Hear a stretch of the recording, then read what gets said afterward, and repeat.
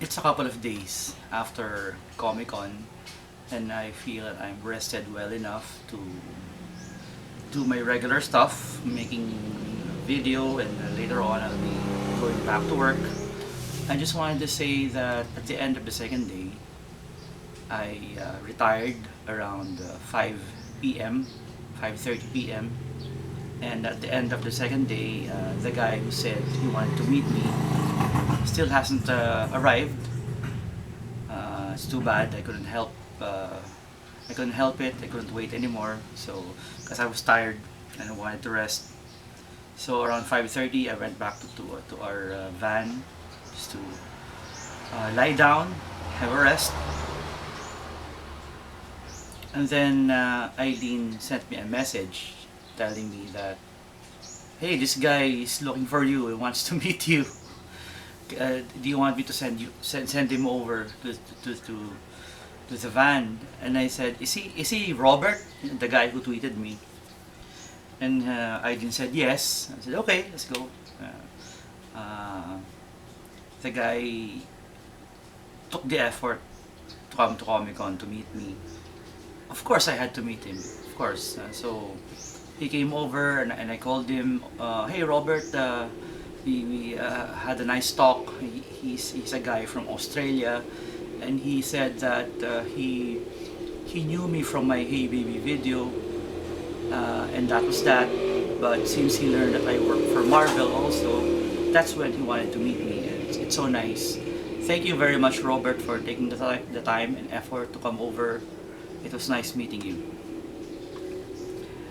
Okay, some Comic-Con thoughts.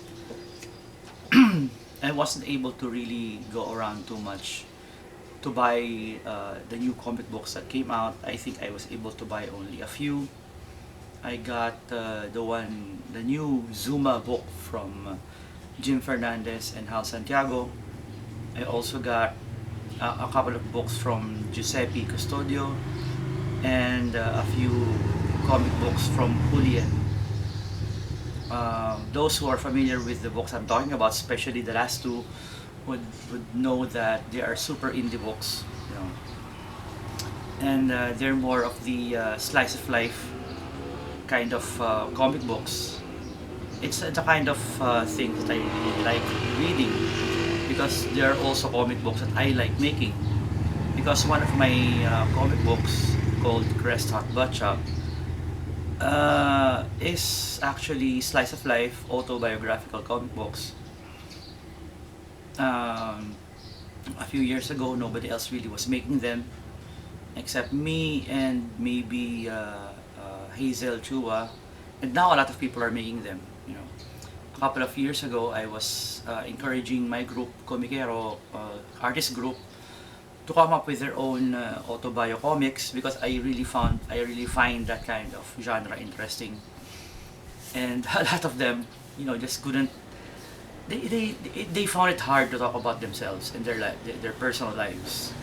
A lot of local creators, when they create comic books, they they want to tackle more of the fantasy genre, fantasy, sci-fi, maybe even crime, superhero, stuff like that. But very few goes into the autobiographical territory because, understandably, it's really very hard to talk about yourself, you know.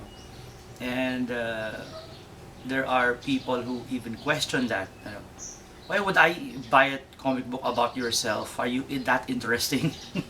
It's not about that, you know. It's not about hey, I have an interesting life, so I'll make it a comic book. No, that's not what autobiographical comics is about. There's something to say about a slice of life, whether it's exciting or boring, that I find appealing. You know, because you get to see who a person is, or what that person's impression of himself is. You know, because even myself, when I make my own comic books, my autobiographical comic books, I exaggerate it a little bit, but whatever exaggeration I make, it's always based on a certain germ of truth. You know, There's a certain truth there which I exaggerate for comedic purposes, and that's what you will read when you get to read my Crest Hut Bloodshot comic books. Although I have to say that my latest issue number 4, is probably the most honest and the most personal issue I've done so far, and I've gotten feedback from people that they were pretty taken aback and shocked by the contents of that comic book. I guess it's because that I feel very comfortable sharing personal stuff in comic books. You know, if you are a follower of mine on Twitter and Facebook, you will notice that I really don't talk about personal stuff. I talk about crazy stuff. Sometimes I would rant about politics. Very rarely do I do that. But mostly it's about fun stuff, crazy stuff, just ridiculous stuff that people take a little too seriously. You know, but never personal stuff. You know, when my mom passed away in 2014, I didn't talk about it at all on Facebook. But those are the kinds of things I will talk about in my comic book. When I got sick a few years ago, I didn't talk about it on Facebook. I talk about it in my comic book, and I feel comfortable doing it that way because I feel it's the most how do I say it? It's the medium of communication where I feel most comfortable sharing stuff in, I guess. So yeah, if I ever want to talk about more personal stuff in the future, it will appear in my comic books in the future.